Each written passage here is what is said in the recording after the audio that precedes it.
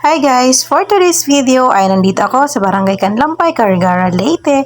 At ito nga kasama ko dito yung asawa ng aking kapatid na si Ate Donna. Napaka-supportive talaga. Minsan taga-video ko at minsan taga-tawa na lang sa mga pinagagawa ko sa mukbang ng mga pagkain na di ka mukbang. So ito na nga at kinukuha namin itong hinog na kakao dito banda sa kanilang likuran. Di namin makuha-kuha. Ito nga ay nakita ko at ito ay guyabano. Para sa hindi nakakilala ng guyabano, ito po yung kanyang dahon. Ayan, maraming benefits na makukuha dito. Ito hilaw pa nga. Kaya ayan, nagpa-ikot-ikot muna kami dito at naghahanap kami ng pwede kong makain. Sabi ko kasi wala na akong makain. Pero hindi ibig sabihin na wala akong makain kasi may kanin naman at ulam. Yung ibig kong sabihin ay wala akong ma-vlog. At ito nga, gusto ko sana itong itry yung trending ngayon na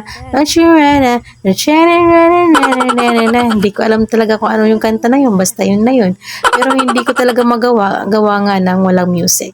So ito, nakakita ko dito ng pili at napakababa nga ng kanyang sanga at may nakita ako dito na isang bunga.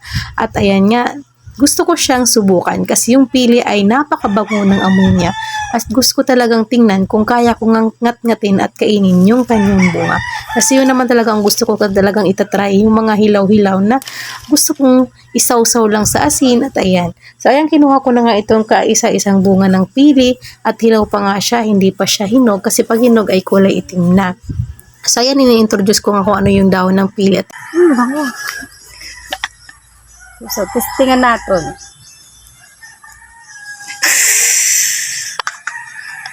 Patig. Di kaya. Di talaga. So ayan, lumipat na nga kami at naghanap na kami uli kung saan kami makakuha ng ibang klaseng pagkain. At dito nga ay may nakita ako na puno ng kakao. At ayan, nakita ako na may hinog sa puno ng kakao. Pero sabi ko sa Ate Donna, halika Ate Donna, try ko munang kainin yung hilaw. Kung kaya ko rin ngat-ngatin ang kanyang hilaw na bunga. Kasi nga hindi ko pa natitikman kung ano talaga lasa ng hilaw na bunga. At sabi ko nga, ayan, meron dito at gusto ko siyang kunin. Pinahawak ko na nga yung aking camera kay Ate Donna. At siya na muna yung ating videographer for today's video. At ayan nga, pahangad-hangad na nga ako, patinga-tingala at nakikita na yung butas ng aking ilong.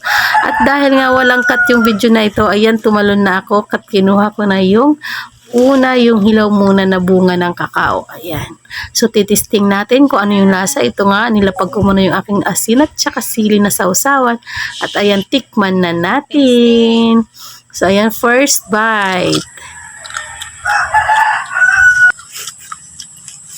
Pwede.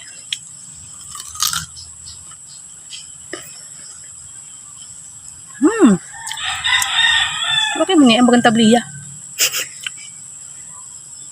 Kasi parang na. Bagang tabliya rasa? Ha? Bagang pa rin? Napaita. Bagang tabliya. Patay. At ayun na nga, sinungkit na nga ni Ate Donna. Ako naman yung magkakamera. Siya yung kumuha ng isang hinog. At ayun nga, napakagaling. At isang sungkitan lang, laglag agad yung hinog na kakao. At ito na nga, titikman na natin ang hinog na kakao. Siyempre, natikman ko na to nung nakaraan. Pero ngayon, for today's video, ipapakita ko sa inyo kung paano buksan yung kakao na walang kutsilyo. So, dito yung pinukpok ko sa kahoy. 3 pukpukan ako dyan kasi nga medyo matigas at tara, napaka-yummy. Sakto-sakto lang ang kanyang pagkakain. Nagtatawanan niya kami kasi sabi ko sa kanya, videohan niya ulit ako at kakainin ko to. Pasayo-sayo pa nga ako sa sobrang tamis ng kakao. At ayan, tinikman-tikman ko lang muna siya at ninanamnam. Actually, hindi ko ubusin yan kasi share ko syempre sa kanya. Siya yung nagkuha, kaya syempre share natin. So, ayan nga, sabi ko, dapat videohan mo ako kasama yung bunga. Tawanan kami dyan. Gawa nga nang nahihirapan nga siya kasi hindi naman talaga siya sanay mag-video. At nautusan nga lang. Thank you very much sa aking videography. At eto na nga, diba? Sarap na sarap ako dyan sa kakao. Sigurado ako nalalasahan nyo na rin yan kasi natikman nyo na rin siguro yan. So, ayan lang guys for today's video. Bye-bye!